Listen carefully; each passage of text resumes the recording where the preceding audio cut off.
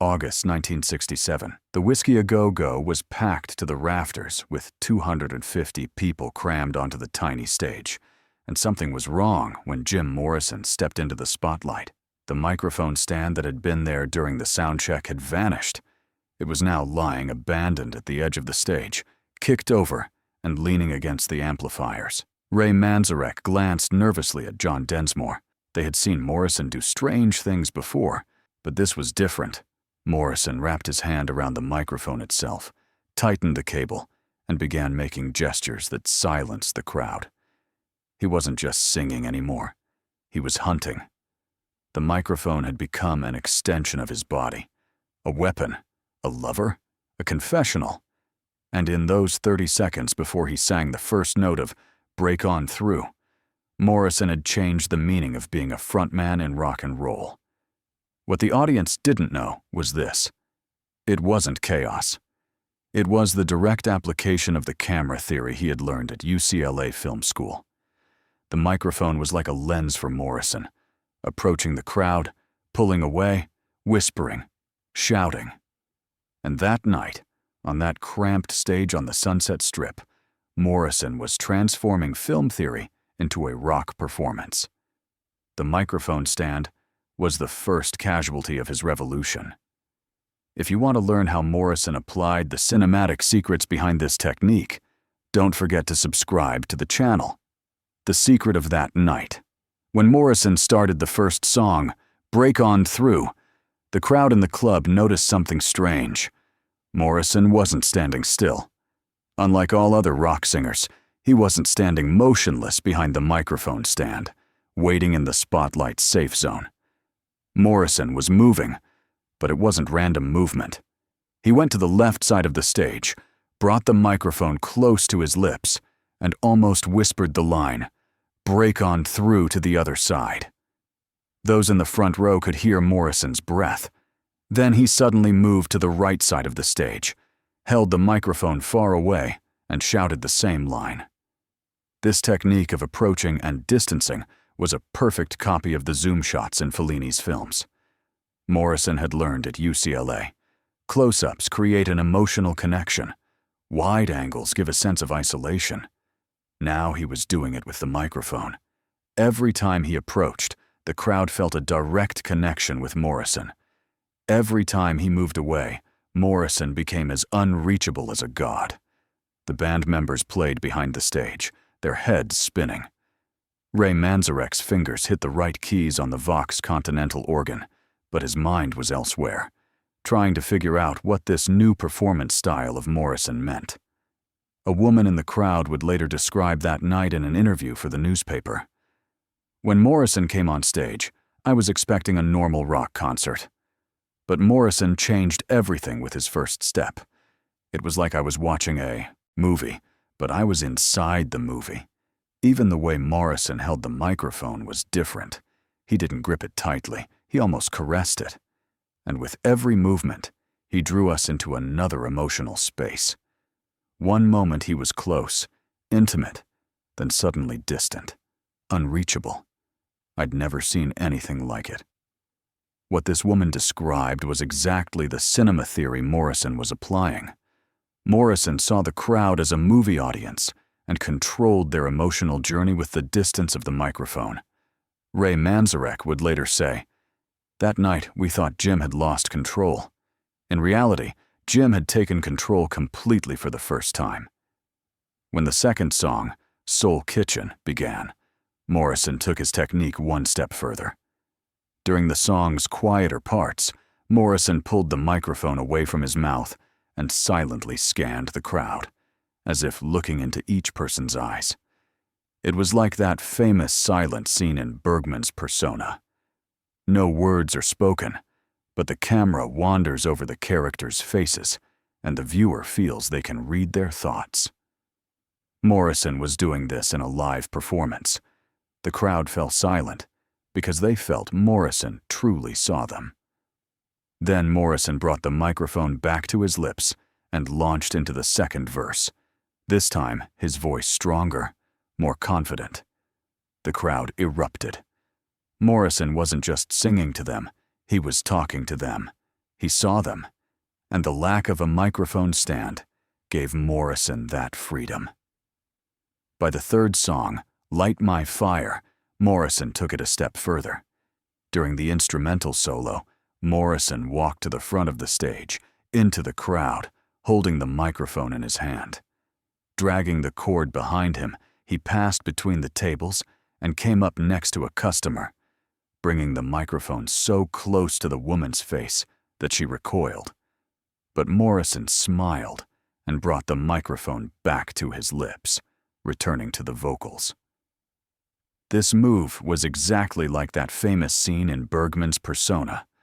The camera gets so close to a character's face that the viewer feels uncomfortable but can't look away.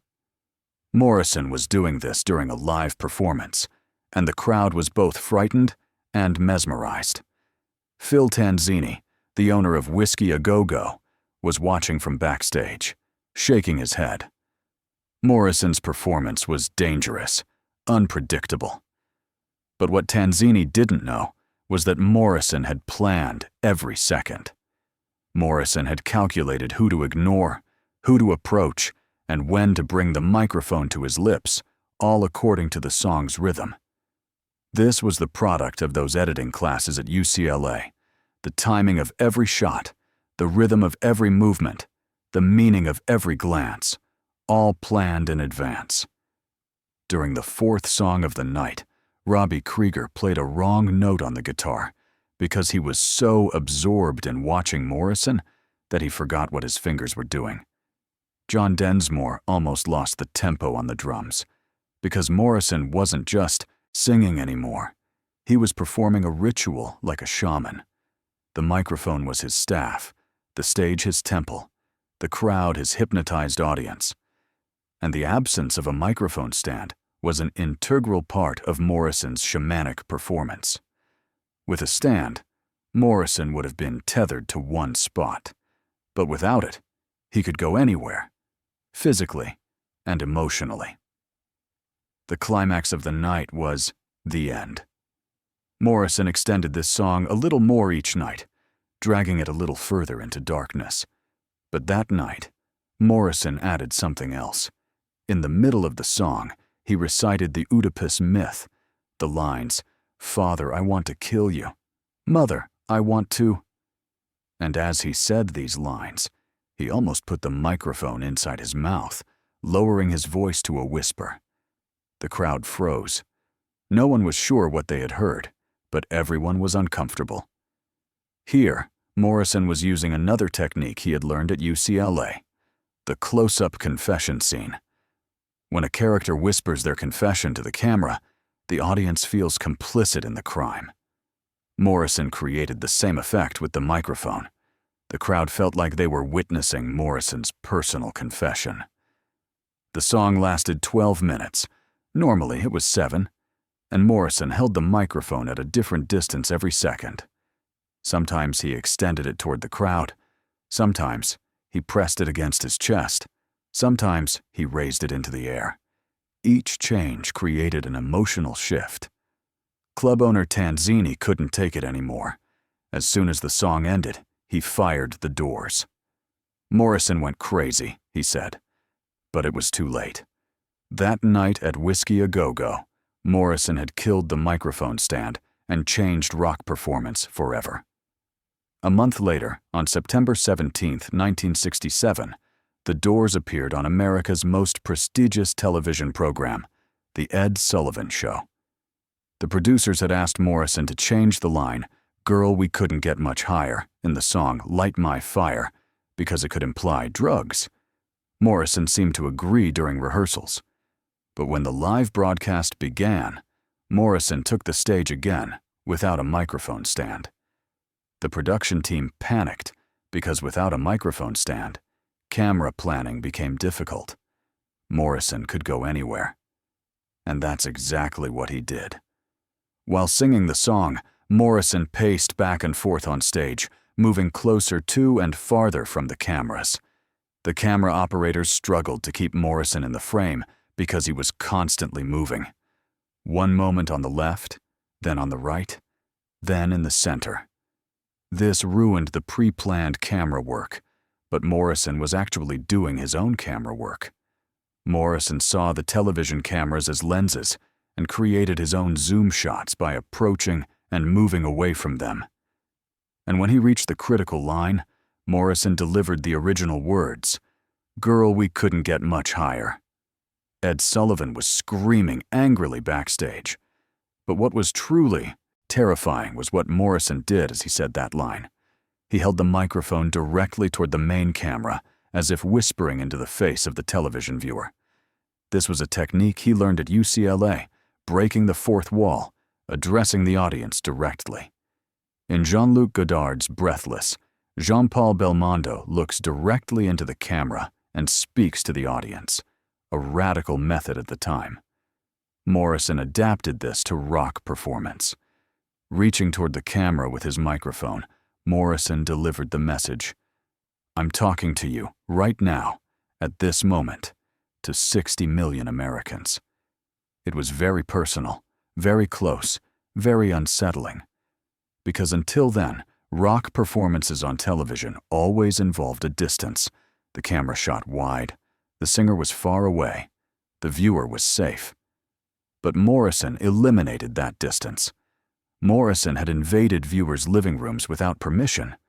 Years later, television historian Mark Sullivan would say of that performance, "Morrison's performance on The Ed Sullivan Show was a turning point in the history of rock music on television." Before Morrison, rock performances were only recorded concerts. After Morrison, rock performances became cinematic experiences, and the key to this was Morrison's refusal to use the microphone stand. Ed Sullivan never invited the Doors back, and the show's producer, Bob Precht, told reporters, "Morrison is uncontrollable. We gave him a microphone stand, he didn't use it. We told him to change the lyrics, he didn't. Morrison refuses to follow the rules." But from Morrison's perspective, he wasn't breaking the rules, he was creating new ones. And in these new rules, there was no place for a microphone stand. But Morrison had achieved his goal. He had proven that the microphone technique worked on television too. On July 5, 1968, the Doors played at the Hollywood Bowl, in front of a crowd of 25,000. This was 100 times bigger than the Whisky a Go-Go. Ray Manzarek was worried because Morrison's microphone technique at the Whisky worked in a small club, but how would it work in such a huge stadium? When Morrison took the stage, he stood motionless for the first 5 minutes. He just held the microphone and watched the crowd. The crowd was screaming, shouting, "Morrison! Morrison!" But Morrison didn't react. It was like those long, silent scenes in Antonioni's films. Nothing happens, but the tension is suffocating. 5 minutes later, Morrison brought the microphone to his lips and began whispering, "When the music's over." 25,000 people suddenly fell silent, because Morrison's whisper found such amplification in that huge stadium sound system that everyone could hear Morrison's breath. Morrison had adapted the technique he learned in the small club to a large stadium, and again, there was no microphone stand. In the middle of the song, Morrison walked to the edge of the stage, held the microphone down toward the crowd, as if listening to their voices. Then he brought the microphone back to his lips and poured the crowd's energy into the song. This call and response technique existed in blues music, but Morrison was translating it into a cinematic language. The microphone was not just a sound device for Morrison, it was a bridge of communication. Morrison used the microphone to gather, filter, and transform the crowd's energy. At the end of the concert, John Densmore was amazed. "Jim controlled 25,000 people today, without a microphone stand," he said. "He did in the stadium what he could do in a small club." How was that possible? The answer lay in those film classes at UCLA. Morrison understood scale. Whisper and intimacy for small, intimate scenes, shouting and distance for large, epic scenes. Morrison created both with the microphone. On March 1st, 1969, at the Miami Dinner Key Auditorium, Morrison took his microphone technique to its extreme. In front of a crowd of 12,000, Morrison was drunk, angry, and wanted to push the boundaries. Holding the microphone in his hand, Morrison went everywhere on stage. He climbed on top of the amplifiers, went down the edge of the stage, plunged into the crowd. But this time, Morrison lost control. At Whisky, a Go-Go, or on Ed Sullivan, Morrison calculated every move, applying his cinematic theory. In Miami, however, Morrison turned the microphone into a weapon. He yelled at the crowd, threw the microphone at them, then retrieved it. "Did you come for the music or to see me?" he asked, holding the microphone up to the crowd's face. Some eyewitnesses claimed Morrison performed naked that night. What actually happened remains controversial. But one thing was certain. That night, Morrison had turned microphone technique into a protest tool. It was no longer the art of creating intimacy and manipulating distance. It was rebellion. Morrison stood right in the middle of the stage and pressed the microphone against his chest, as if he wanted to amplify his heartbeat. Then he raised the microphone in the air and said, "Now I'm going to show you a real show." The crowd went wild. No one knew what Morrison would do, because without the microphone stand, Morrison was completely unpredictable. Morrison ran around the stage, dragged the microphone, wrapped the cord around his neck, then untangled it. Every movement reflected the rage, disappointment, and rebellion inside Morrison. Ray Manzarek continued playing on stage, but his eyes were on Morrison. He had to be ready because Morrison could collapse at any moment. And he almost did. Morrison staggered for a moment, about to drop the microphone, but at the last second, he pulled himself together and brought the microphone back to his lips. He started the song "Riders on the Storm," but drunk, slow, uncontrolled. Miami police arrested Morrison after the concert. The trial began. Morrison was convicted. But that performance was the final and most radical expression of Morrison's microphone philosophy. No barrier, no stand, no rule would stop Morrison. Morrison's microphone technique was based on three fundamental principles of cinema. The first was proximity and distance, Fellini's zoom technique. When Morrison brought the microphone close to his lips, he created emotional intimacy. When he moved it away, he created dramatic distance. This was not just a physical movement, it was psychological manipulation. When the audience heard Morrison whisper, they felt they were sharing an intimate moment with him. When Morrison shouted, the viewer felt excluded, distant. Morrison constantly oscillated between these two extremes, taking the viewer on an emotional journey. The second was the pan movement, Goddard's handheld camera. As Morrison moved across the stage, he held the microphone in front of him, giving every viewer the feeling that Morrison is looking at me. Someone sitting on the left side of the crowd saw Morrison coming towards them, while someone on the right felt the same. Morrison used the pan movement with the microphone to encompass the entire crowd. Third, the deep focus, Wells's Citizen Kane technique. Morrison created foreground and background with his volume, whispers in close-up, shouts in wide angle. The band members began to understand 6 months later. John Densmore said, "Jim wasn't moving randomly. He knew exactly where in the song to make each movement. It was choreography, but not dance choreography. It was cinematic choreography." Robbie Krieger added, "Jim's relationship with the microphone was like a lover's relationship. Sometimes he touched it tenderly. Sometimes he squeezed it angrily. Sometimes he threw it away. And every movement had meaning." Ray Manzarek used the clearest expression. Jim Morrison wasn't a singer. He was a film director, and every concert was a film he directed. We just provided the soundtrack. The microphone was his camera. On August 29, 1970, at the Isle of Wight Festival, Morrison took the stage in front of 600,000 people. It was the largest crowd of Morrison's life. Morrison was no longer the same. He had gained 20 pounds. His beard had grown long. The old fire in his eyes had gone out. But when he took the stage, something changed. Morrison kicked the microphone stand, just like he did at Whisky A Go-Go in 1967, and picked up the microphone. He stood silently for the first 10 minutes, ignoring the crowd's cries of, "Morrison! Morrison!" Then he brought the microphone close to his lips, so close that 600,000 people could hear his breath, and began to whisper, "Roadhouse Blues." The crowd went wild, because in that moment they understood. Morrison's power wasn't in his voice, but in how he used the microphone. There would be 3 meters between the stand and Morrison. But without the stand, with the microphone in his hand, Morrison was limitless. He could approach, retreat, whisper, or shout. This would be his last major concert. He would die in Paris 10 months later.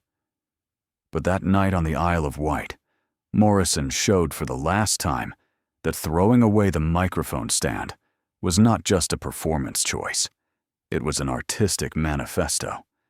Morrison's technique became the standard for rock music for the next 50 years. Iggy Pop used the microphone like a weapon, directly inspired by Morrison's Miami performance. Patti Smith recited poetry, adopting Morrison's intimate whispering technique from Whisky A Go-Go. Mick Jagger left the microphone stand at Altamont in 1969 and brought Morrison's dynamic performance style to the Rolling Stones. Freddie Mercury studied the direct connection Morrison established with the crowd and developed the technique of extending the microphone to involve the crowd in the song. In the 90s, Eddie Vedder jumped from the stage into the crowd while holding the microphone, a continuation of Morrison's philosophy of free movement. In the 2000s, Eminem created that uncomfortable feeling of closeness by bringing the microphone close to his lips in the song Stan. An adaptation of Morrison's confessional stage technique to hip-hop. Today, Beyoncé holds the microphone in her hand while running on stage. Morrison's philosophy of freedom of movement. Harry Styles leans into the crowd and extends the microphone. Morrison's tactic of creating intimacy. Billie Eilish sings in a whisper. Morrison's method of emotional manipulation. They are all heirs to that revolutionary move Morrison made at Whisky A Go-Go in 1967. And the irony is this: Morrison wasn't thinking about rock music when he did it. He was thinking about Fellini, Bergman, and Wells. He was thinking about cameras, lenses, and the emotional language of cinema.